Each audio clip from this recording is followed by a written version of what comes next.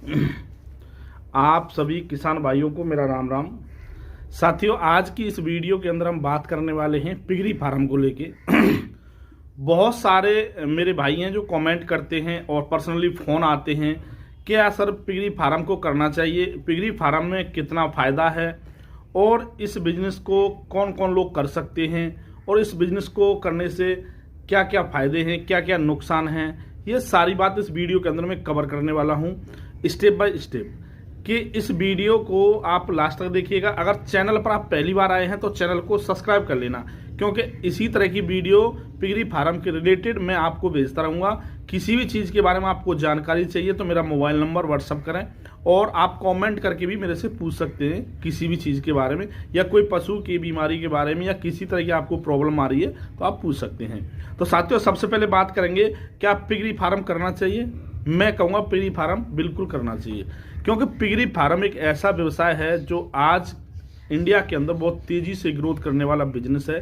पढ़े लिखे लोग भी इस बिजनेस को कर रहे हैं, जाट बिरादरी के लोग भी इस बिजनेस को कर रहे हैं, ब्राह्मण भी कर रहे हैं, ठाकुर भी कर रहे हैं, राजपूत भी कर रहे हैं, कुम्हार भी कर रहे हैं और जाटव भी कर रहे हैं। हर बिरादरी का व्यक्ति इस बिजनेस को करने के लिए आगे आ रहा है। तो आप इस बिजनेस को ये ना सोचें कि मैं जाट हूँ, मैं कुम्हार हूँ, मैं चमार हूँ, इस बिजनेस को करूँ या नहीं करूँ, ये बिजनेस सिर्फ वाले भंगी लोगों का है। तो ऐसा कुछ नहीं है, कोई भी बिरादरी फार्मिंग कर सकता है, क्योंकि ये फार्मिंग करने वाले शुगर हैं और इस बिजनेस में कोई नुकसान नहीं है और कोई भी इसमें वो नहीं है कि आप इस ब्रादर से हो तो आप इस बिजनेस को नहीं कर सकते।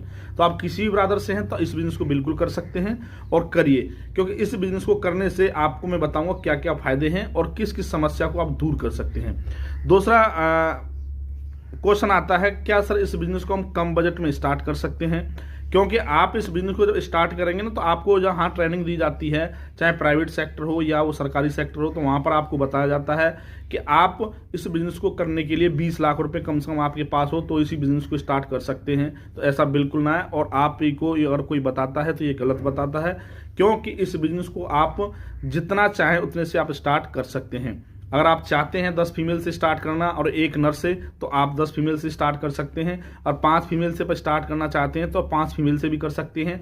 अगर आपके पास बजट कम है तो आप एक फीमेल से भी इस बिजनेस को स्टार्ट कर सकते हैं। और इस बिजनेस को एक फीमेल से स्टार्ट करेंगे तो थोड़ा सा आपको समय देना पड़ेगा, लेकिन ऐसा नहीं है कि एक फीमेल से बिजनेस स्टार्ट नहीं हुआ है। मैंने पिगरी फार्म में ऐसा देखा है, एक फीमेल से स्टार्ट किया बिजनेस और आज करोड़ों का टर्नओवर है पिगरी फार्म को लेके। और मैंने ऐसा भी देखा कि जिन लोगों ने 30-30 मादाओं से स्टार्ट किया और आज जीरो है, कुछ नहीं, बंद हो गए फार्म उनके। किस लिए? सिर्फ मैनेजमेंट। आपकी कैलकुलेशन ठीक होनी चाहिए, आपका मैनेजमेंट ठीक होना चाहिए और आपके पास बैकअप होना चाहिए।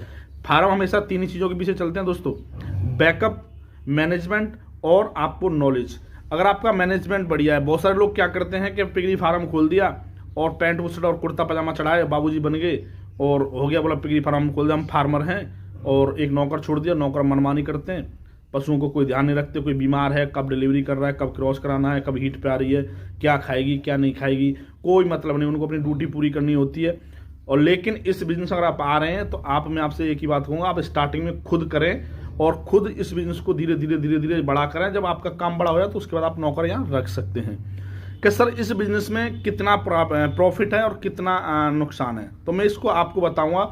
अगर आप पिगरी फार्म खोलना चाहते हैं और आप अच्छा पैसा कमाना चाहते हैं, तो आप खुद मेहनत करते हैं, तो इस बिजनेस में आपको 2 तरह की प्रॉफिट होती है। पहली प्रॉफिट है आपकी 40% प्रॉफिट आपको होती है, दूसरी प्रॉफिट है आपकी 20%। अब ये 40% कैसे, 20% कैसे, इसके बारे में आपको बताऊंगा कि बहुत सारे व्यक्ति मेहनत ना करनी पड़े उसके लिए अपने फार्म को फुल ड्राई फीड पर चलाते हैं।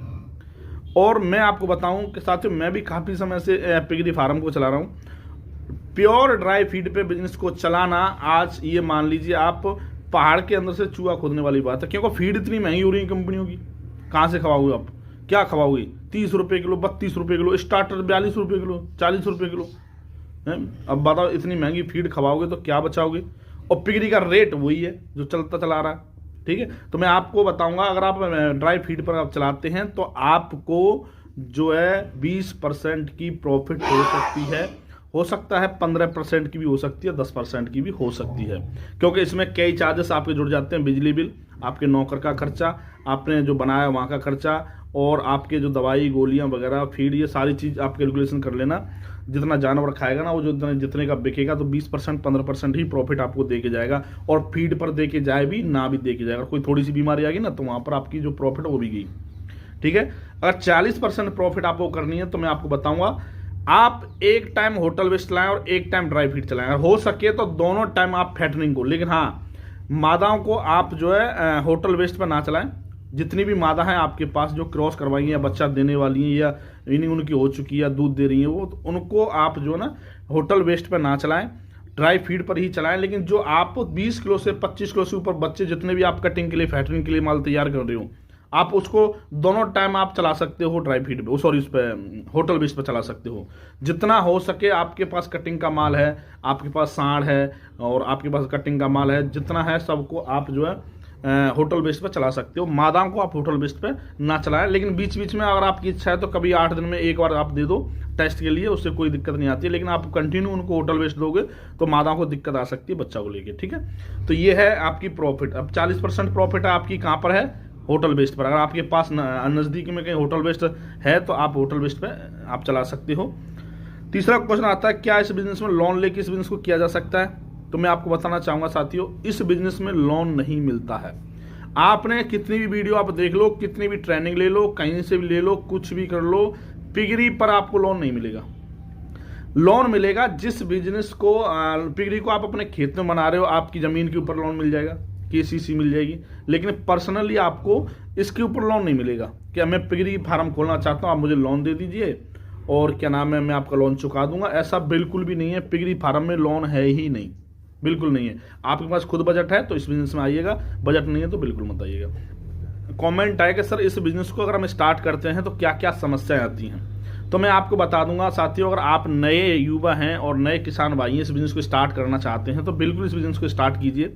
और क्या क्या समस्या आती हैं मैं आपको बताता हूं। इसमें कोई खास समस्या नहीं आती है, लेकिन जब आप फार्म बनाते हैं तो मैं आपसे एक ही गुजारिश करूंगा कि फार्म में आप जितना हो सके कम से कम पैसा लगाएं।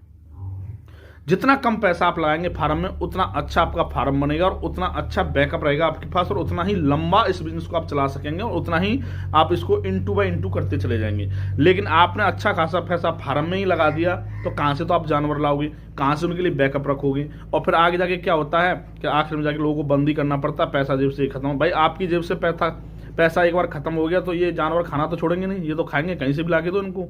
तो लोग क्या करते हैं, बंद कर देते हैं। और फार्म का मैं आपको बता दूं, जितना जो आप देखेंगे 2 नंबर ईटा होता है और एक होता है पीला ईटा, और आप 2 नंबर ईटा से फार्म को बनाएं, और हो सके तो आप जो ना मिट्टी के गाले से चिनाई करवाएं, चिनाई करवा के और उतना ही ऊंचा प्लास्टर करवाएं जितने ऊंचे पर आपका जानवर का मुंह पहुंच सके। जरूरी नहीं है कि सभी को आप अब्बल ईंट से बनवाओ और सीमेंट से करवाओ और नीचे लाल पत्थर बिछवा के समर लगवा के और ढार अच्छा लगवा दें, ऐसे ऐसे ढार ऐसे, तो क्या दिक्कत नहीं आएगी।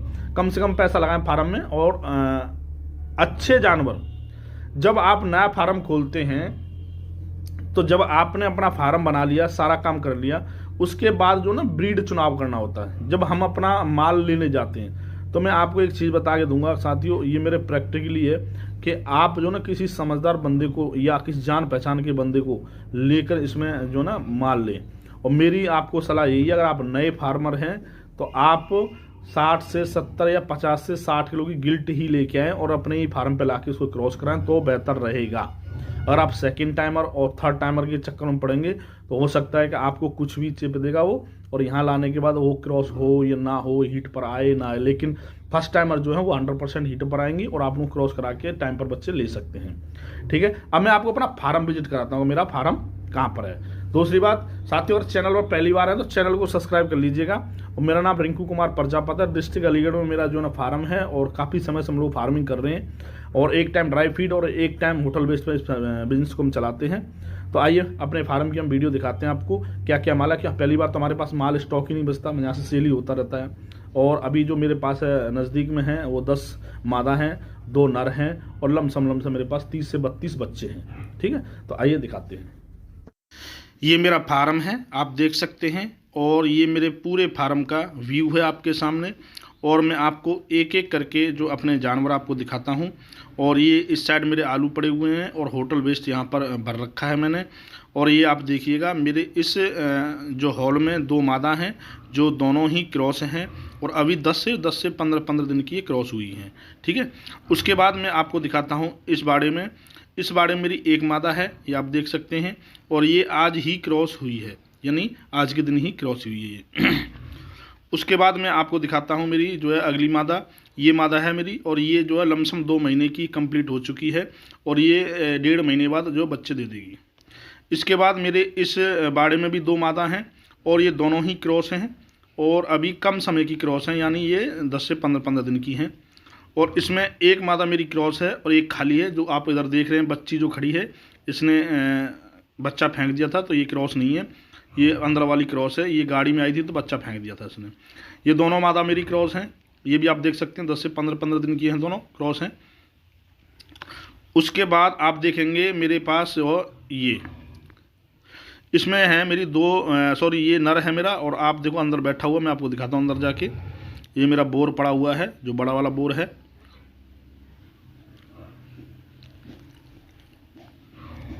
ये बड़ा वाला बोर है मेरा और ये क्रॉस करता है। और मैं आपको एक बोर और दिखाऊंगा।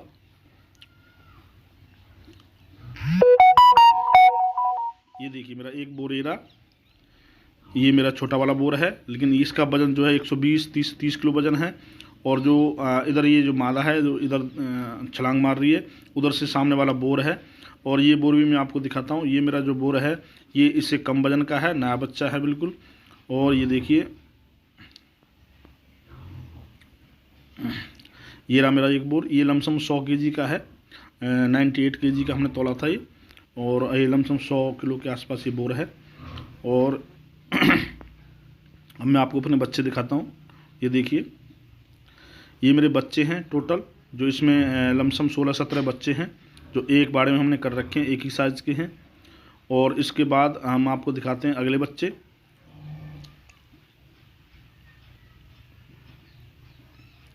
ये टोटल 16-17 बच्चे हमारे, जो अभी इनका वजन लमसम 30 से 35 केजी के 40 केजी के आसपास है। और हमारे 3 बच्चे इसमें हैं, इनका वजन 25 से 30 केजी है। और हमारे 2 बच्चे इसमें हैं, इसमें भी 15 से 20 केजी 25 केजी वजन है। और हमारे 3 बच्चे इसमें हैं, 2 ये आपको दिख रहे हैं, एक वो बैठा सामने, इनमें भी 30 से ऊपर वजन है सभी में। और 2 हमारे जो ना अंडू तैयार हो रहे हैं, अभी आपके सामने 2 अंडू हैं जो तैयार हो रहे हैं और इनका भी वजन 20 किलो से ऊपर है। और ये मेरे पूरे फार्म का रिव्यू है। और ये मेरा मेन गेट है, ये इनकी खाने की व्यवस्था रखी हुई है, जितना भी फीड वगैरह आता है हम घर से कंटिन्यू लाते रहते हैं। ये सोने की व्यवस्था है। ये मेरा फार्म है पूरा, आप देख सकते हैं, बाहर से ऐसे रिव्यू करता है फार्म। ठीक है, तो साथियों किसी भी चीज़ की जानकारी आपको चाहिए तो आप कमेंट कर सकते हो। वीडियो देखने के लिए बहुत बहुत धन्यवाद। जाते जाते आप चैनल को सब्सक्राइब कर जाना।